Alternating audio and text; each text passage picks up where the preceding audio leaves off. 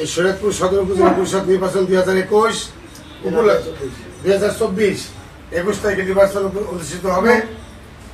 সেই নির্বাচনে আমি একজন জনগণের মনোনীত প্রার্থী। আমি সকল সরকারের সকল বিধি মেনে নির্বাচন করতেছি। গত 6 তারিখে আমি মাত্রা পাওয়ার পর থেকে অদ্য পর্যন্ত আমি এবং আমার পরিবার এবং আমার সমর্থক ও কর্মীবৃন্দ আমরা ভোটের জন্য কোথাও যেতে পারি না, প্রচার প্রচারণা করতে পারি না। একটি মহল আমার বলতেই হয়, আমি আমার সত্য যে কথা সেটা আমরা বলবো। এতে যদি আমার মৃত্যু হয় আমি মরণকে আমি বরণ করে নিব।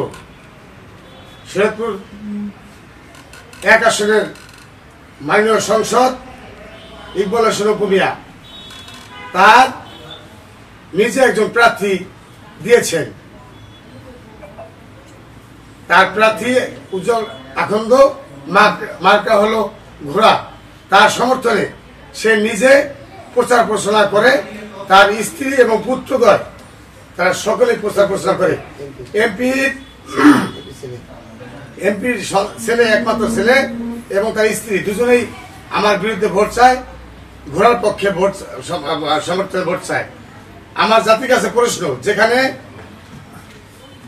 বাংলাদেশ আওয়ামী লীগের মাননীয় প্রধানমন্ত্রী জননেত্রী শেখ হাসিনা এবং দলের হাইকমান্ড যে সিদ্ধান্ত নিয়েছেন, দলের কোনো সমর্থন নাই, প্রতীক নাই, এখানে যার খুশি সে নির্বাচন করতে পারবে।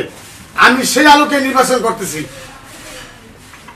দুঃখের বিষয়, মাননীয় সংসদ সে আমার কর্মী সমর্থককে নিজে গাড়িতে করে উঠে আনে তার বাসায় এবং অফিসে মারপিট সহ হুমকি ধামকি, এমনকি হাত ভাঙ্গা পা ভাঙ্গা তার হুমকি দিচ্ছে এবং সে নিজে দাঁড়িয়ে থেকে আমার কর্মীকে মারছে এবং আমার পোস্টার ছিঁড়ে ফেলে আমার মাইক ভাঙ্গে এবং তার সন্ত্রাসী চিহ্নিত কিছু সন্ত্রাসী বাড়ি দ্বারা সে নিজে কাজ করে।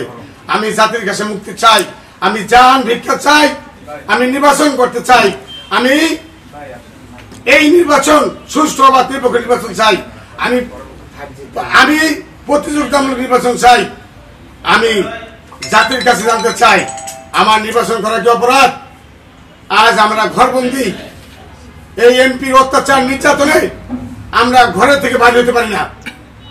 আমার অনেক কথা আছে, আমি এখন বলবো না, আরো পরিপ্রেক্ষিতে আমি বলবো। তবে আমি একটা কথা বলতে চাই, আমি দাবি জানাতে চাই নির্বাচন কমিশনকে, আমি দাবি চাই এসপি মহোদয়কে। আমি গতকাল আমার 2টা মাইক এমপি সাহেব শহীদপুর থাকাকালীন অবস্থায় তার অফিসে বসে সে ঘোষণা দিয়েছে যে আনারস মাকড়া মাইক কিভাবে শহীদপুর শহরে চলে। তাৎক্ষণিক ভাবে তার কিছু গুন্ডা পান্ডা আমার মাইক ছিনতাই করে নিয়ে গেছে। আমি ওসি সাহেবকে একেবারে 7 বার তাকে ফোন দিয়েছি, সে আমার ফোন রিসিভ করে নাই। আমি বাধ্য হয়ে এসপি সাহেবকে ফোন দিয়েছি, 2 বার ফোন দেওয়ার পর সে আমার ফোন ধরেছে, কিন্তু আমি কোনো প্রতিকার পাই নাই, আমি কোনো হেল্প পাই নাই।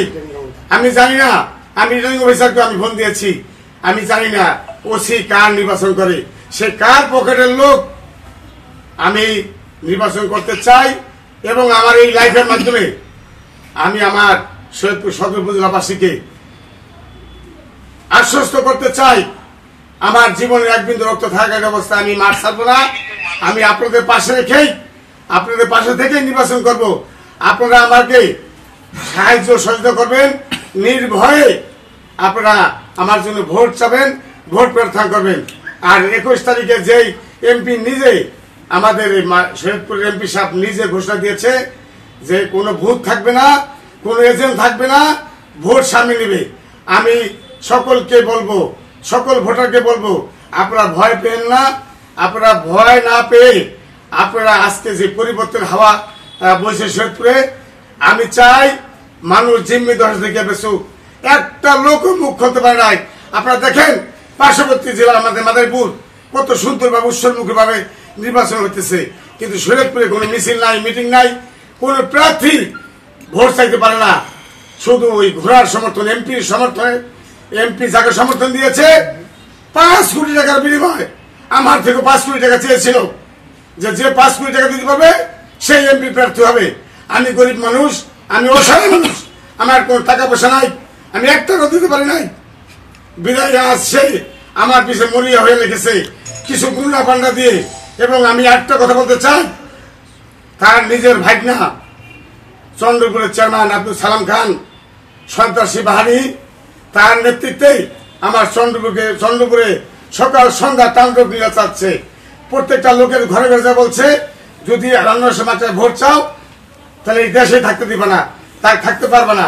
এইভাবে একে একে ৪-৫ লোককে তাকে আহত করেছে, হাসপাতালে ভর্তি আছে এবং তাদেরকে আমি জিডি করেছি থানায়, কোনো পত্রিকার পাই নাই। আমি প্রত্যেকটা জিডির কপি আমার কাছে আছে, দেখেন আপনারা সবাই। এই যে আমি নির্বাচন কমিশনে আমি দরখাস্ত করেছি, আমি রিটার্নিং অফিসারকে দরখাস্ত করেছি, অদ্য পর্যন্ত আমি কোনো হেল্প পাই নাই।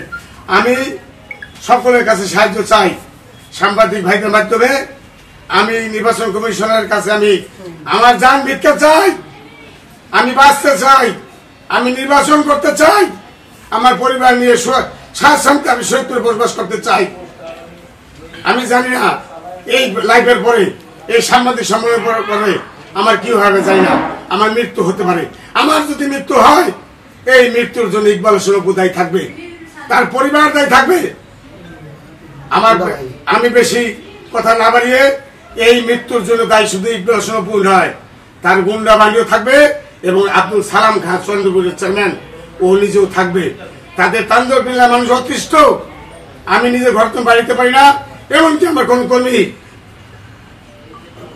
আপনারা সবাই জানেন শরীয়তপুরের চিহ্নিত সন্ত্রাসী কারা। আমার হাত কত বড় তোমরা জানো? ২১ তারিখ নির্বাচন শেষ, আমি কিন্তু তারপরও ৪ বছর আমি এমপি থাকবো। আমি কিন্তু সবাই দেখে নিব। আনারসের মাথায় যে ভোট পাবে, এই শহরে আমি থাকতে দেবো না। আপনার শহর দেখেন, আপনারা করেন, তদন্ত করেন, আমার কথা সত্য না মিথ্যা, তদন্ত করে দেখেন। আপনারা তদন্ত করবেন না, আপনারা আমরা জিম্মি, যেমন শহরের মানুষ জিম্মি, সাধারণ লোকজন জিম্মি। আমার কাছে মনে হয় এই প্রশাসন মনে জিম্মি। আমি জিম্মি দোষ থেকে বাঁচতে চাই, আমি মুক্তি চাই, আমি পরিবর্তন চাই, এই আমার দাবি।